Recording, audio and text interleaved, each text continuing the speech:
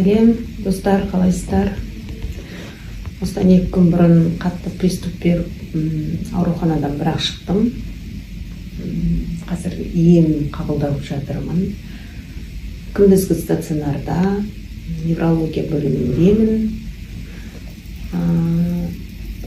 Әзірге дәрігерлердің айтуы бойынша мен ем алуым керек.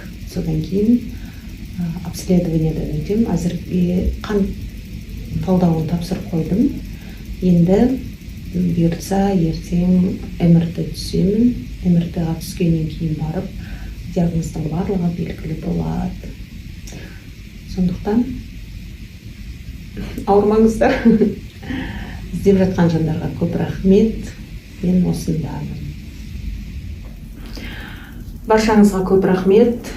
Саулық тілеп жатырсыздар. Негізі 2016 жылдан бері осы бас бойынша мен ем қабылдап келе жатқан едім. Кейіннен мынау карантиннің салдарынан локдаун болған кезде елде мынандай жағдай болып жатқаннан кейін мүлде ұмытып кеткен, есімнен шығып кетті. Содан бері менің 6 ай сайын ем қабылдауымды кейінге шегеріп тастап, қазақилыққа салынып, біз енді басымның сақинасы тұр деп бірсе шай ішпедім, шайдан көре саламыз, я болмаса бүгін бір жағдайға байланысты басым ауырып тұр, я болмаса біреумен осындай бір сөз естіп қалдым, соның салдарынан басым ауырып тұр деп немқұрайлықпен қараймыз да, қолымызды бір сілтеп қоя саламыз. Негізі олай болмайды.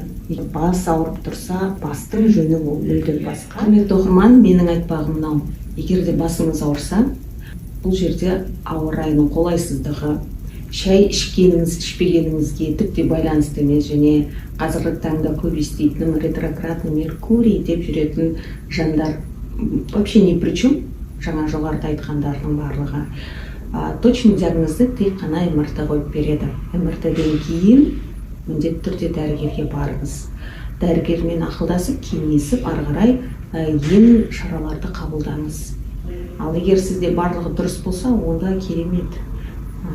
Өзіңізден өзіңізге беталды өтірік диагноз қойып жүре бермеңіздер. Әр нәрсе насықтау ұрады. Жаһандану заманында технологияның түр-түрі бар.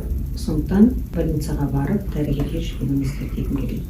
Ауырмаңыздар, енді мен демалайын, сәл-сәл әлсіреп тұрмын.